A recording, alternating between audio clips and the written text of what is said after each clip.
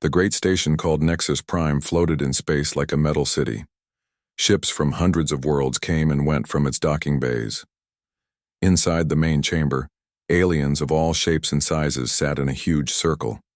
Some looked like giant insects, others like walking trees, and some seemed to be made of living crystal.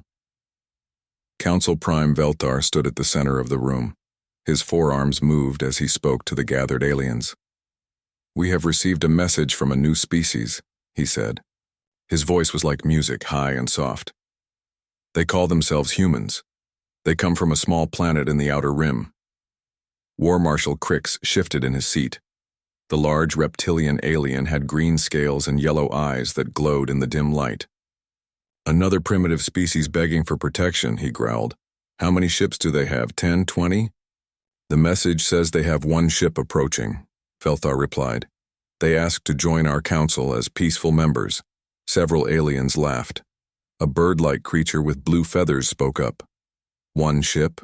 They must be very desperate or very foolish." 3 days later, the human ship arrived. It was called the Indomitable, and it did not look like much.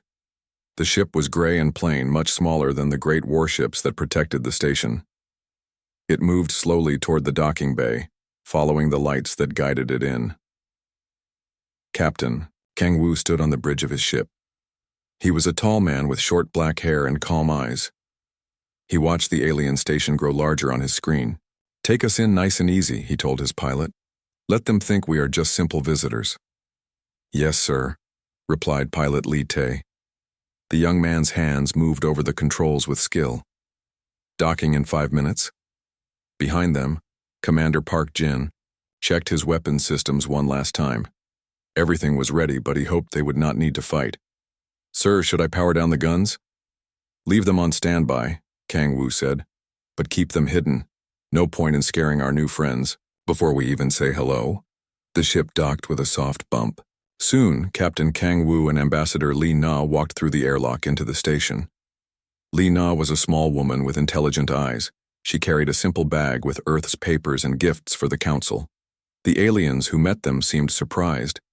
They had expected the humans to be different somehow. The welcoming committee included a tall insect-like alien and 2 others that looked like walking rocks. "Welcome to Nexus Prime," said the insect alien. His name was Protocol Officer Zen, and he spoke in a clicking voice. "We are honored to meet the humans. Please follow us to the council chamber." As they walked through the station, Li Na noticed how the aliens stared at them. Some seemed curious, others looked bored. They passed shops and cafes where hundreds of different species mixed together. It was amazing, but Li Na kept her face, calm and professional. The council chamber was even bigger than it looked in the pictures. Hundreds of aliens sat in rows around the circular room. At the center, Council Prime Veltar waited for them. His 4 eyes looked down at the humans, with interest. "Humans of Earth," Veltar said, his musical voice filling the room. "You have traveled far to reach us. What do you seek from the Galactic Council?" Ambassador Li Na stepped forward. She bowed slightly, the way they had practiced. "Great Council, we come in peace. Our planet Earth wishes to join your community of worlds. We offer friendship, trade, and cooperation." "And what do you bring to the council?" asked a voice from the crowd. It was War Marshal Crix, who sat with his military advisors. "What can a small world with 1 ship offer to the galaxy?" Li Na smiled. "We bring new ideas, new technology, and the promise to help keep peace in the galaxy. Earth has learned much about solving problems without war." This made several aliens laugh. War Marshal Crick stood up, his huge form making the humans look tiny. "Peace? You speak of peace, but you come in a warship. Yes, we have scanned your vessel. It carries enough weapons to destroy a city." Captain Kang Wu spoke for the first time. His voice was calm and steady. "This is our lightest armed ship, War Marshal. We thought it would be best for a diplomatic mission." The chamber fell silent. Even Velthar's 4 eyes widened. "Your lightest armed ship?" he repeated. "Yes," Kang Wu replied. "Our exploration vessels need protection in deep space. There are many dangers between the stars." Crix's yellow eyes glowed brighter. If this is your lightest ship, what does your real military look like? Our military protects Earth and our colonies, Lena said quickly. We hope such protection will never be needed here. The Council keeps peace in this part of the galaxy. Peace is maintained through strength, Crix growled. He pointed one clawed finger at the humans. If you wish to join the Council, you must prove your worth. I challenge Earth to the trial of combat. Let us see if your lightest armed ship can face a real warship. The chamber erupted in whispers and clicks and musical sounds as hundreds of aliens talked at once. Velthar raised all four arms for silence. War Marshal Crix, the humans have just arrived. Perhaps we should— I accept, Lena said clearly. Her voice cut through the noise like a knife. The chamber fell silent again. Crix's mouth opened, showing rows of sharp teeth. You accept? Your one small ship against a hegemony dreadnought? We accept, Captain Kang Wu confirmed. When and where? 1 week from today, Crix replied. In the combat zone near the 7th moon, single ship combat until surrender or destruction. Velthar looked worried. Ambassador Lena, perhaps you should reconsider. The hegemony has never lost a combat trial. Their ships are very powerful. Lena looked up at the giant insect alien. Council Prime, Earth has great faith in Captain Kang Wu and his crew. We are honored to accept this chance to prove ourselves. As the humans left the chamber, aliens throughout the station began placing bets. Most thought the humans would be destroyed in minutes. A few wondered why the small aliens seemed so calm about facing certain death. Captain Kang Wu and Ambassador Li Na walked back to their ship in silence. Only when they were safely inside did Li Na allow herself to smile. Do you think we can win? She asked. Kang Wu looked out at the alien ships docked around them. Massive vessels with thick armor and huge weapons. Then he looked at his own ship, scarred from 100 battles across human space. They have no idea what they just challenged, he said quietly. Let them bring their biggest ship. We will show them what humans do to bullies. News of the human challenge spread across the galaxy faster than light. On trading stations and military bases, aliens gathered around communication screens to hear about the small species that dared to fight the mighty hegemony. In the war rooms of the hegemony fleet, War Marshal Crix studied reports about the human ship. His advisors surrounded the large table where images of the Indomitable rotated slowly. It is small, said Fleet Commander Zenth, a lean reptilian with silver scales. Our sensors show basic metal armor and simple energy weapons. Nothing we have, not seen before. The ship shows battle damage, noted tech specialist Herc. Old scars on the hull. They have fought before, but clearly against primitive enemies. Crix nodded his massive head. Choose our finest dreadnought. I want this to be a lesson to any other species that thinks they can challenge us. The subjugator is ready, Zenth replied. Captain Vorth commands it, 3 times the size of the human ship, with full plasma batteries and quantum shields. The humans will surrender when they see it. Meanwhile on Earth, Admiral Choi Han sat in the command center deep beneath the military headquarters. Screens around him showed views of space, Earth's moon bases and the defense fleets that guarded the solar system. The aliens want a show, he said to the officers around the table. So we will give them one. Dr. Kim Soo opened her tablet and showed images of alien ships. I have studied their combat records for the past week. They fight like it is a game, with rules. Ships approach each other, exchange fire until one surrenders or explodes. Very formal, very predictable. General Yun Do leaned forward. Predictable enemies are dead enemies. Their ships are big and powerful, but they fight like they are dancing, not killing. What do you mean? Asked Colonel Han Bi, one of the younger officers. Watch this battle recording, Dr. Kim Soo said. She played a video of 2 alien fleets fighting. The ships moved in straight lines, firing their weapons in turns. When one ship lost its shields, it retreated. When another was damaged, it signaled surrender and was allowed to leave. They fight with honor, she explained. No surprise attacks, no targeting of weak points, no tricks or deception. They think war is about proving who has the better ship. Admiral Choi Han smiled coldly. They have never fought humans. On the Indomitable, Captain Kang Wu gathered his senior staff in the briefing room. The ship was docked at Nexus Prime, but they spoke quietly to avoid alien listening devices. "Show me what we are facing," Kang Wu said. Lieutenant Song Mi activated the wall screen. It showed the Hegemony Dreadnought Subjugator. The massive ship was dark green with spikes along its hull. Weapon ports covered its surface like angry eyes. "Impressive," said Chief Engineer Beijun. "Much bigger than us, heavier armor, more guns. In a fair fight, they would probably win." "Good thing we do not fight fair," replied Commander Park Jin with a grin.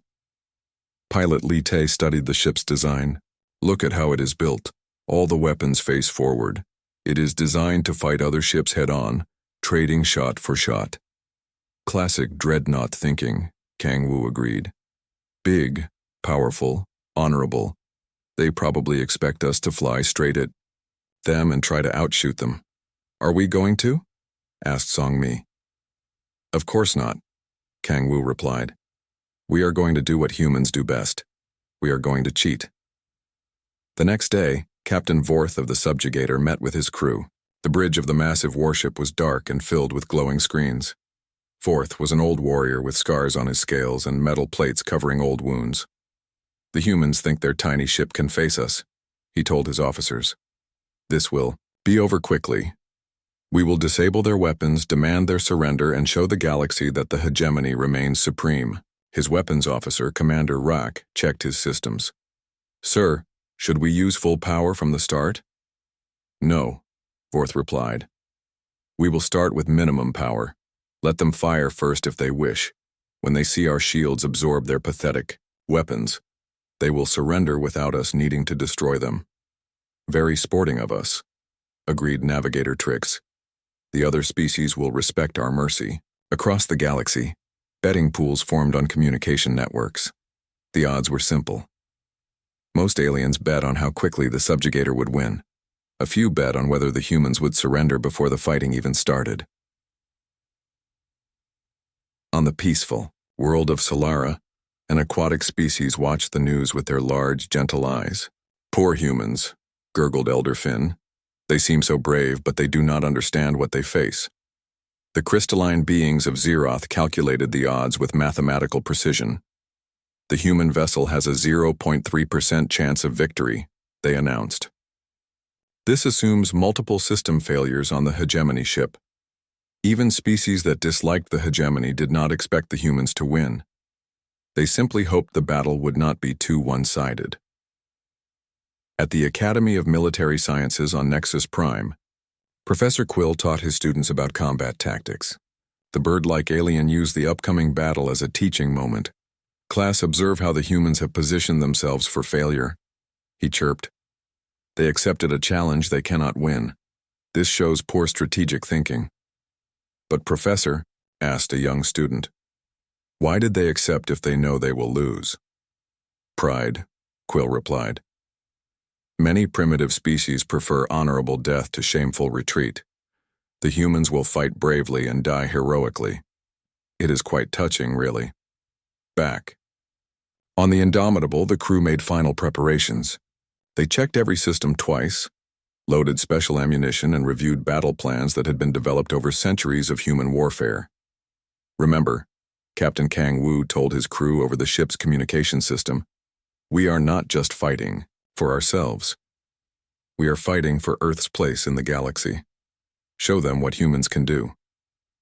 In her quarters, Ambassador Li Na recorded a message for Earth. "If something happens to us, know that we tried our best. The aliens seem nice enough, but they do not understand that humans do not give up easily." She paused, then smiled. "Actually, I think they are about to learn that lesson very well." The night before the battle, both ships moved to the combat zone. The subjugator arrived first, its massive bulk casting shadows on the nearby moon. When the Indomitable appeared, it looked like a small fish swimming next to a whale. Thousands of alien ships gathered at a safe distance to watch. News crews from across the galaxy set up their equipment. This would be the most watched combat. Trial in Galactic History. War Marshal Crix stood on the observation deck of his command ship, watching the two vessels prepare for battle. Tomorrow, the galaxy remembers why the hegemony rules, he said. He had no idea how right he was, or how wrong. The morning of the battle came with the brightness of the local star. In the combat zone near the seventh moon, two ships faced each other across empty space. The massive hegemony dreadnought subjugator waited like a patient predator. The much smaller human ship, Indomitable, hung in space nearby, looking tiny and fragile. Around them, hundreds of alien ships watched from a safe distance. News reporters from across the galaxy prepared to record what everyone expected to be a quick and decisive victory for the hegemony. On the bridge of the subjugator, Captain Vorth settled into his command chair.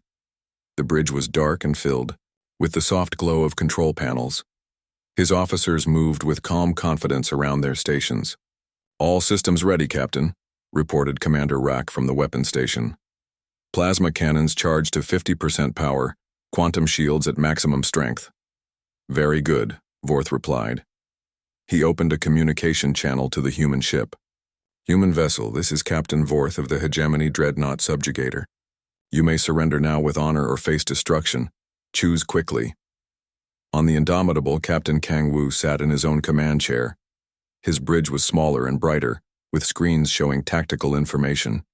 His crew worked quietly. At their stations, their faces calm and focused. "Captain Vorth," Kang Wu replied over the communication channel. "This is Captain Kang Wu of the Earth vessel Indomitable. We did not come here to surrender. Begin when you are ready." Vorth's mouth opened in what might have been a smile. "As you wish, human. You have chosen honorably." The formal combat began, according to galactic tradition. Both ships raised their energy shields and began moving toward each other at a respectful distance. The watching aliens expected to see the usual exchange of fire, with the larger ship winning through superior firepower. The subjugator fired first.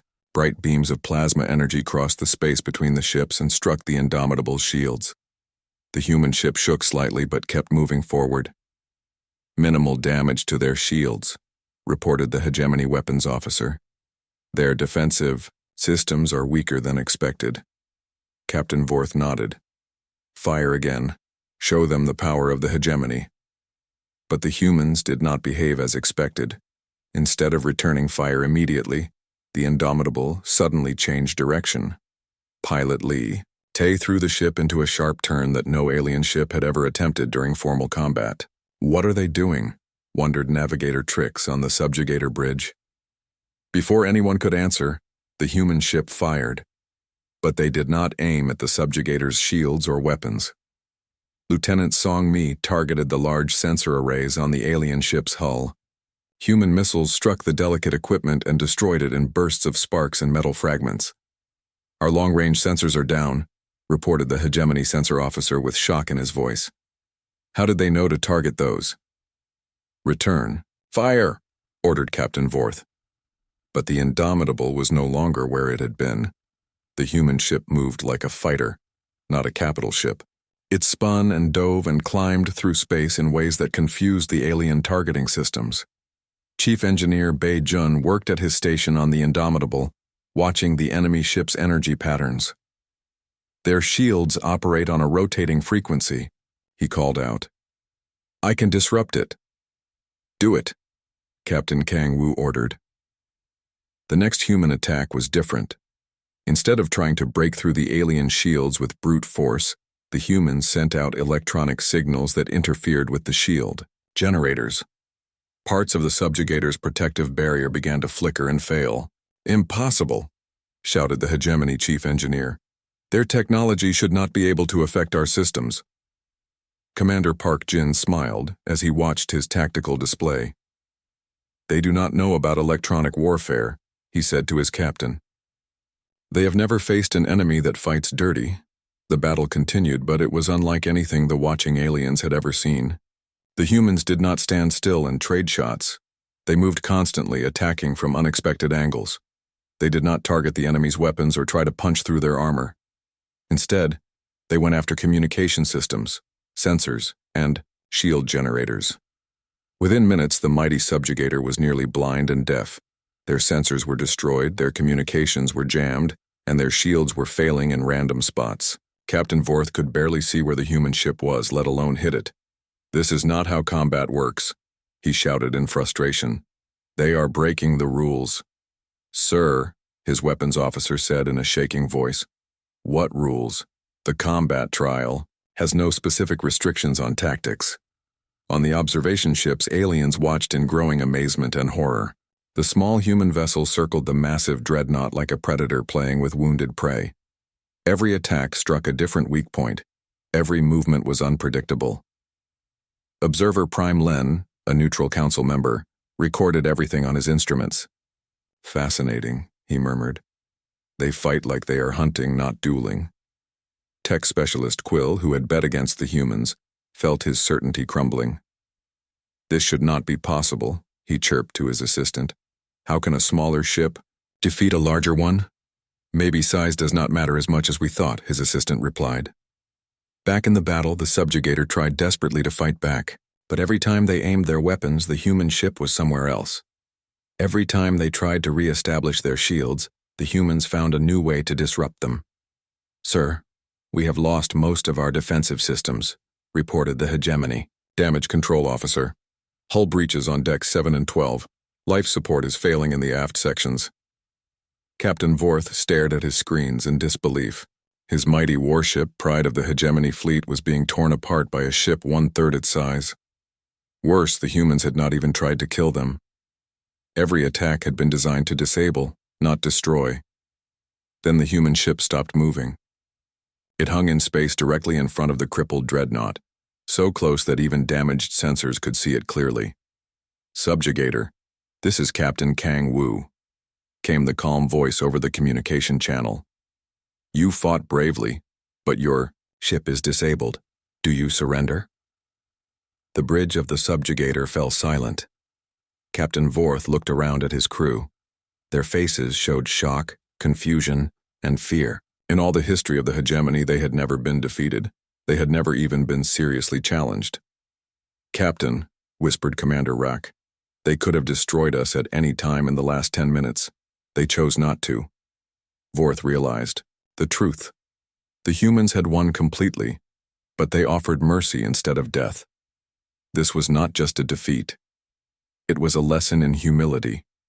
"Human vessel," Vorth said slowly. "The hegemony dreadnought subjugator surrenders." The watching aliens erupted in shocked communications. Across hundreds of ships, species that had feared the hegemony for centuries tried to understand what they had just witnessed. War Marshal Crix stood frozen on his observation ship. His greatest captain, his finest ship, his invincible military, had been beaten by creatures he had dismissed as primitives. "How?" he whispered. On the Indomitable, Captain Kang Wu allowed himself a small smile. "Take us back to the station," he told his pilot. "I think the Council will want to talk to us again." As the human ship moved away from the defeated dreadnought, Observer Prime Len finished his report. It would change everything the galaxy thought they knew about warfare, about power, and about the strange new species called humans. The report's final line would become famous across the galaxy. "They do not fight like any species we have encountered. They fight like predators who have turned war into an art form. The galaxy has gained powerful friends or terrible enemies. I pray it is the former." 3 days after the battle, the Galactic Council chamber was more crowded than it had ever been. Representatives from every major species had come to Nexus Prime. The news of humanity's victory had spread across the galaxy, causing fear, excitement, and confusion in equal measure. Council Prime Velthar stood at the center of the chamber, his forearms moving nervously. "The Council demands a full explanation," he announced. "We must understand exactly what kind of species we are dealing with." Ambassador Li Na sat calmly. In the human section, which had been hastily expanded to accommodate the sudden importance of Earth's delegation. Beside her, Captain Kang Wu waited in his dress uniform, looking relaxed despite the hundreds of alien eyes focused on him.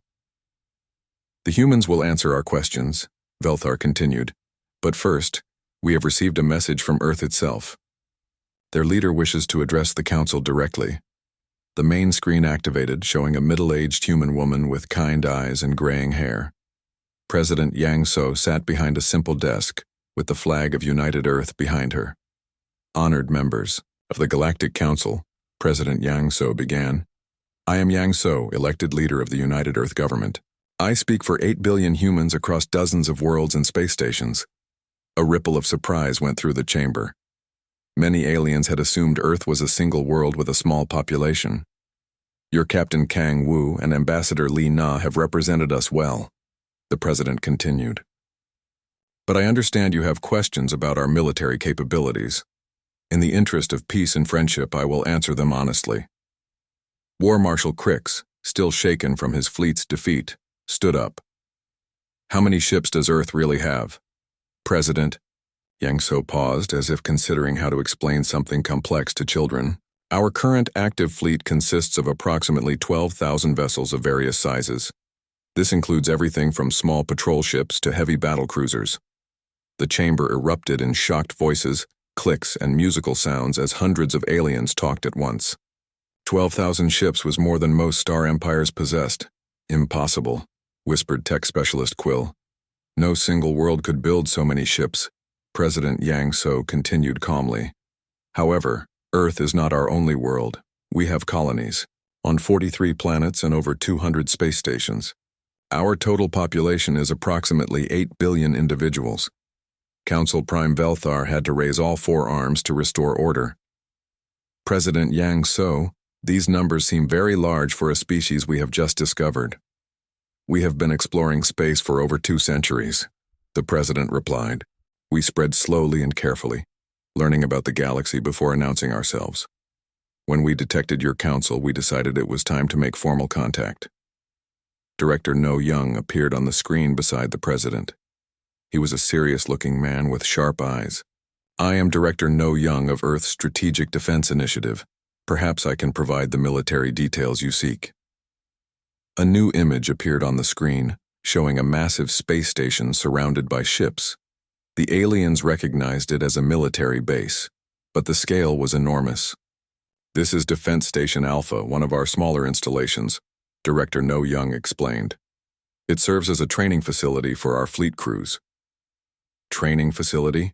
Asked Intelligence Chief Rax, the crystalline being's voice tinkling like broken glass. That station is larger than our main military headquarters. Yes, No Young replied simply. We believe in being prepared.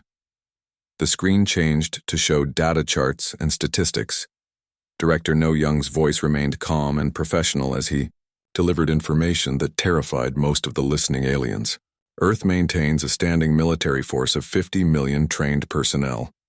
This includes space fleet crews, planetary defense forces, and rapid response units. All human citizens receive basic military training as part of their education. All citizens?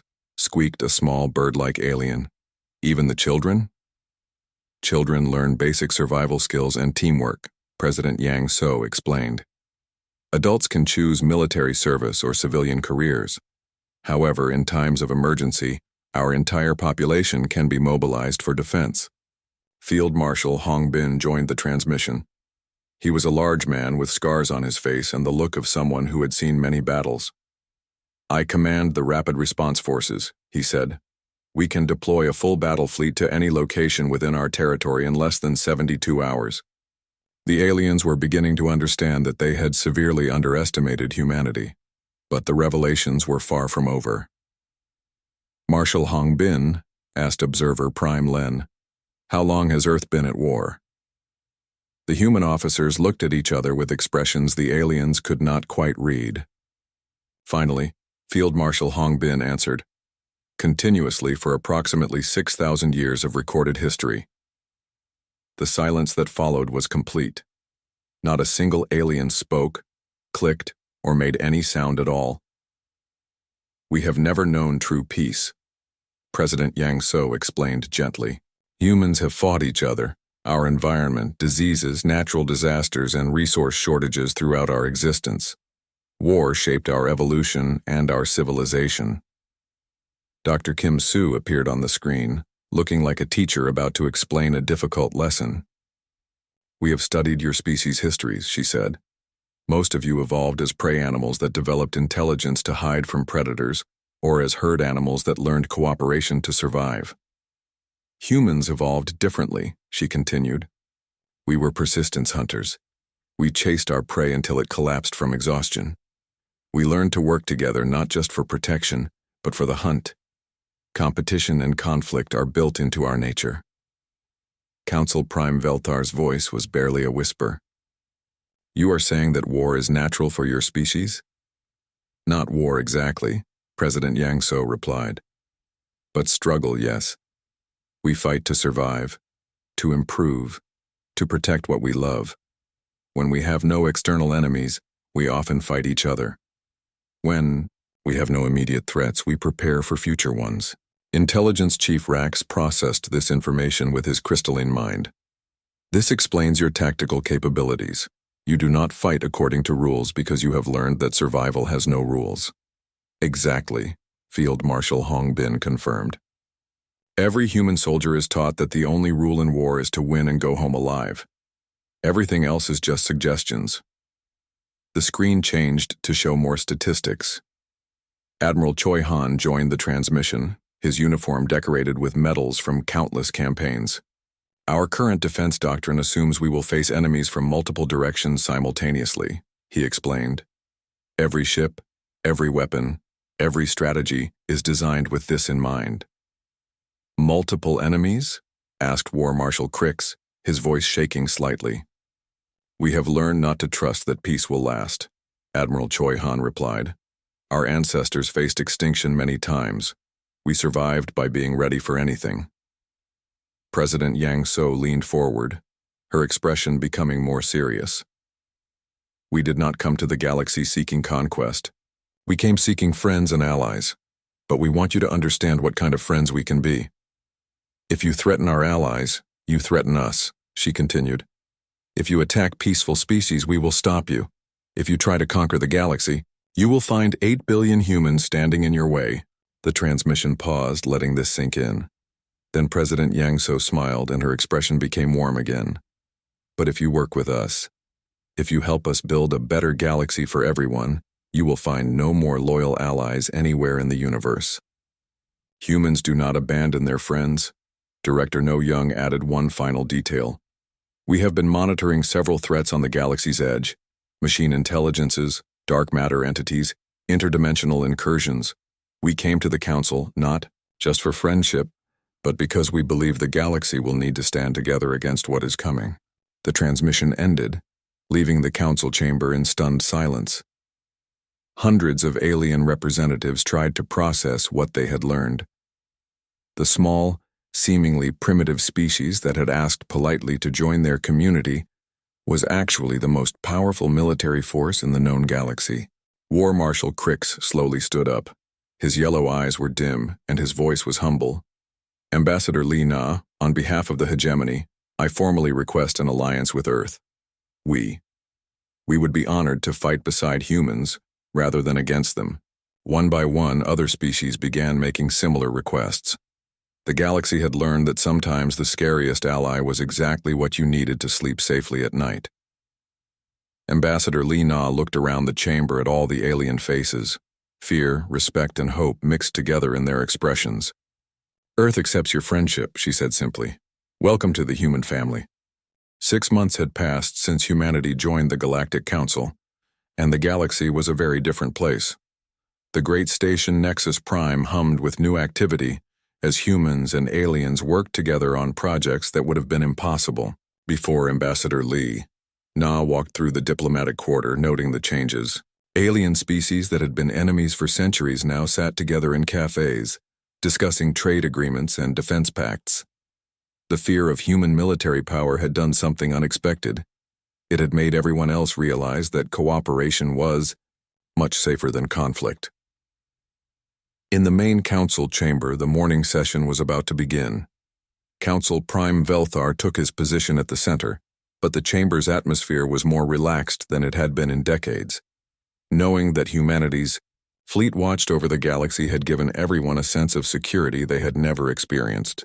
Today we welcome a new member species, Belthar announced.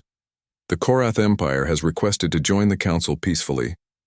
This was remarkable. The Korath had been aggressive raiders for 50 years, attacking merchant ships and threatening smaller species. But after seeing what happened to the hegemony's fleet in a simple combat trial, they had suddenly discovered the benefits of diplomacy. Admiral Choi Han attended the session via hologram from his flagship. The United Earth Defense Force had been reorganized as the Galactic Defense Force, with human tactics and alien technology working together. His presence at council meetings had become routine, and aliens had grown comfortable with his calm, professional manner. "Admiral," asked the representative from the peaceful Celeran worlds, "our sensors have detected unusual activity near the galaxy's edge. Should we be concerned?" Choi Han's expression became serious. "We have been monitoring the situation. It appears to be an automated probe from outside our galaxy. We are preparing a response mission." War Marshal Crix, now renamed Defense Coordinator Crix, leaned forward with interest. "What kind of response?" "A joint fleet," Choi Han replied. "Human ships with alien crews using combined tactics. Captain Kang Wu will command the mission." The transformation of Crix had been one of the most dramatic changes in the galaxy. After his crushing defeat, he had spent weeks studying human military doctrine. Instead of being humiliated, he had become fascinated. Now he served as the primary liaison between human military advisors and alien defense forces. "Excellent," Crix said, his voice filled with enthusiasm rather than aggression. "My pilots have completed their training in human fighter tactics. They are eager to serve." Captain Kang Wu entered the chamber at that moment, having returned from patrol duties near the Outer Rim. His ship, the Indomitable, had become famous throughout the galaxy. Young aliens studied recordings of its battle against the subjugator in military academies across hundreds of worlds. "Council members," Kang Wu said with a polite bow, "I have news about the probe. It is definitely artificial, and it has been sending signals deeper into space. We believe it is a scout for something larger." This caused worried murmurs among the aliens. External threats had always been theoretical. Now they were facing a real one. Dr. Kim Soo joined the session from Earth, her image appearing on the main screen. "We have analyzed the probe's technology. It appears to be designed for resource extraction and planetary consumption. The civilization that built it has likely strip-mined dozens of star systems." Machine Intelligences, Observer Prime Len, noted with concern. "We have heard stories of such things from other galaxies. Entire civilizations consumed to fuel endless expansion." "Not just stories," Admiral Choi Han said grimly. "Our deep space monitors have detected the remains of starry systems about 30 light-years beyond our border. Someone or something has been harvesting them for raw materials." Field Marshal Hong Bin's image joined the conference. "We have activated Protocol 7, he announced. "Full fleet mobilization. Every ship, every crew, every weapon is being prepared for potential large-scale conflict." The aliens had learned what human military protocols meant. Protocol 7 was just short of declaring total war. Across human space, millions of personnel were taking their positions for battle. "How can we help?" asked the representative from the crystal beings of Zeroth. This question would have been unthinkable 6 months ago. Most aliens had never considered fighting anything more dangerous than pirates or raiders. "We need your manufacturing capabilities." Director No Young's voice came through the speakers. "Human weapons designs, alien production facilities. We can build a defense fleet like the galaxy has never seen." Commander Park Jin appeared on screen from his new position as Commander of Joint Operations. "We also need crews willing to fight. This enemy will not accept surrender or negotiate peace. They will take everything." The chamber was quiet for a moment. Then, one by one, every species representative stood up. "The hegemony offers our entire fleet," Crix declared. "The Celeran worlds place our shipyards at your disposal," added Elder Finn. "Zeroth will provide computational support and tactical analysis," announced the crystal being mathematician. Even the smallest species, who had never fought anyone, volunteered their assistance. The bird-like people of Thros offered to serve as messengers and scouts. The gentle aquatic beings of Solara volunteered their medical expertise for treating wounded. Ambassador Li Na watched this display with quiet pride. "This is what humanity hoped to find when we came to the stars," she said. "Not subjects or servants, but family willing to stand together against the dark." 2 weeks later, the combined fleet moved toward the galaxy's edge. It was the largest military force ever assembled in galactic history. Human dreadnoughts flew alongside alien cruisers. Mixed crews operated ships that combined the best technology from dozens of worlds. Captain Kang Wu stood on the bridge of his new flagship, the Unity. It was twice the size of the Indomitable and carried representatives from every council species. His tactical officer was a reformed hegemony warrior. His navigator was a crystal being who could calculate jump coordinates in seconds. His engineer was a bird-like alien who understood energy systems better than anyone. "Contact ahead," reported the sensor officer, a young human woman named Park So. Multiple artificial signatures, very large. On the main screen, the enemy fleet appeared. Massive geometric shapes moved through space with mechanical precision. They were harvesting machines, designed to consume entire worlds and turn them into more machines. Behind them, the shells of dead star systems marked their path of destruction. "Analysis complete," announced the Zeroth tactical computer through its crystalline interface. "Enemy force consists of approximately 800 autonomous vessels. Estimated combined firepower exceeds any previously recorded threat." The bridge crew absorbed this information calmly. Months of training together had taught them to trust each other completely. "Communications?" Kang Wu asked. "Broadcasting on all frequencies," replied the Thros communications officer in his musical voice. No response. "They do not appear to be programmed for negotiation." "Then we give them the universal language," Commander Park Jin said from his position at the weapons console. "We show them what happens when they threaten our family." The battle that followed was unlike anything the galaxy had ever seen. Human tactics combined with alien technology created new forms of warfare. Zeroth computers calculated perfect firing solutions, while hegemony warriors provided aggressive assault tactics. Thros scouts darted between enemy ships, providing targeting data while Celeran medical teams kept the wounded fighting. The machine intelligences were powerful and numerous, but they had never faced anything like this combined force. They were programmed to fight individual species using predictable strategies. They had no protocols for dealing with a united galaxy that fought with human cunning and alien innovation. When the battle ended, the machine fleet was destroyed. Not a single harvester escaped to report back to whatever had sent them. The galaxy's edge was safe. As the combined fleet returned home, Captain Kang Wu stood in the observation deck of the Unity. Around him, humans and aliens celebrated together. Former enemies shared drinks and told stories of their bravery in battle. "What do you think, Captain?" asked Crix, who had fought with distinction commanding a squadron of mixed human hegemony ships.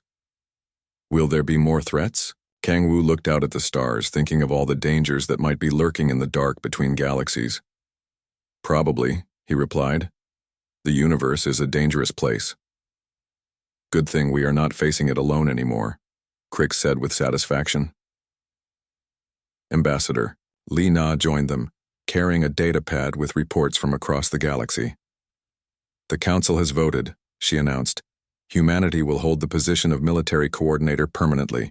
Every species has agreed to maintain their defense forces under human tactical doctrine." "And in return?" Kang Wu asked.